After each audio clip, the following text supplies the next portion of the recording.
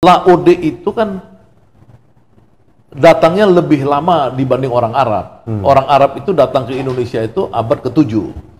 Ya, waktu pertama sekali. Tapi gelombang lebih besarnya adalah abad ke-13.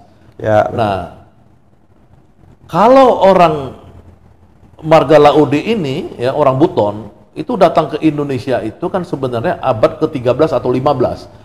Jadi sumber resminya di Wikipedia, misalkan kalau kita merujuk Wikipedia atau ini sumber abad resmi ke-13 lain. itu kan kalau kita lihat kan ada delegasi ya dari Cina sana. Ya, maksudnya gini, kalau itu kan yang saya baca dengan sedikit referensi itu banyak campuran antara orang ini yang migrasi dari Malaysia ke Indonesia, migrasi kemudian di abad ke-13 itu 4 orang ya, 4 orang, dan mereka berinteraksi dengan orang-orang Mongol yang waktu itu kalah dengan Raden Wijaya, dikejar-kejar Raden Wijaya dan kemudian mau lari, nggak punya kapal lagi sampai ke semenanjung Malaysia, balik ke Indonesia, dapat tempat di di Buton itu. Jadilah Laude ini. Maka saya menerangkan di situ bahwa by historis sebenarnya keturunannya Arab, keturunan kakek-kakek moyangnya Anies itu lebih dulu datang ke Indonesia. Dia. Abad ke-7 sudah ada. Bahkan ada yang sebelumnya pada waktu zaman Kekhalifahan itu ya, Kekhalifahan Umar itu atau Ali. kita bicara histori ya. Yang sampai sekarang kelacak sebagai orang asli di Indonesia ini kan yang saya sebut sebagai Proto Melayu. Proto Melayu ini kan orang-orang yang dalam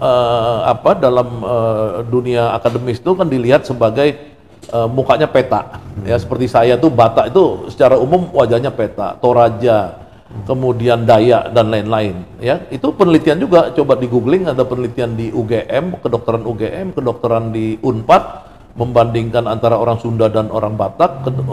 Kalau di UGM membandingkan antara orang Jawa dan orang Batak, itu kedokteran gigi di sana membandingkan gigi rahangnya itu lebih besar orang-orang Proto Melayu. Ya jadi orang Jawa ini orang Dutro Melayu juga.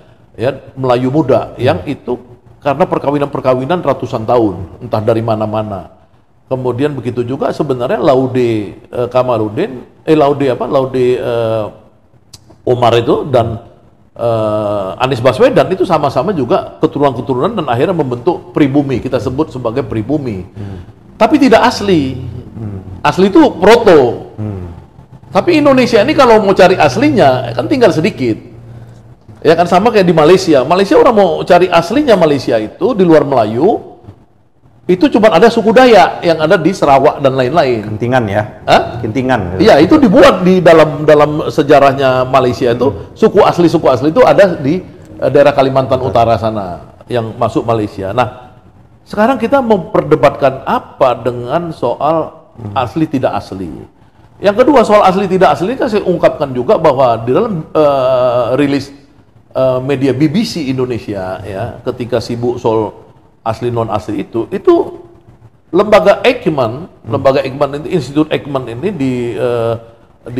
di Bandung itu melakukan research DNA. Ya DNA itulah salah satu cara untuk mengidentifikasi dari beberapa sampel. Ada wartawan Kompas juga kalau nggak salah, Ratih di situ, ada Najwa Shihab, ada beberapa. Dia itu mengagetkan karena orang berpikir Najwa Shihab ini Arab. Ternyata ketika diteliti DNA-nya, dia tuh lebih banyak Cinanya dibanding Arabnya. Iya kan? Ini baru lagi nih. Iya, itu ada di BBC Indonesia. Artinya itu kan saya ungkap juga dalam tulisan saya. Ya, secara DNA itu ternyata Najwa Shihab itu lebih Cina dibanding Arab sebenarnya. Berarti kalau kita tarik Pak Quraisy ya. Iya, padahal orang suka waktu Najwa Shihab di dalam tulisan di BBC itu bilang waktu kecil saya disuka diejek-ejek tuh onta dia bilang. Setelah saya diteliti sama DNA saya ternyata saya lebih banyak Cinanya dia bilang.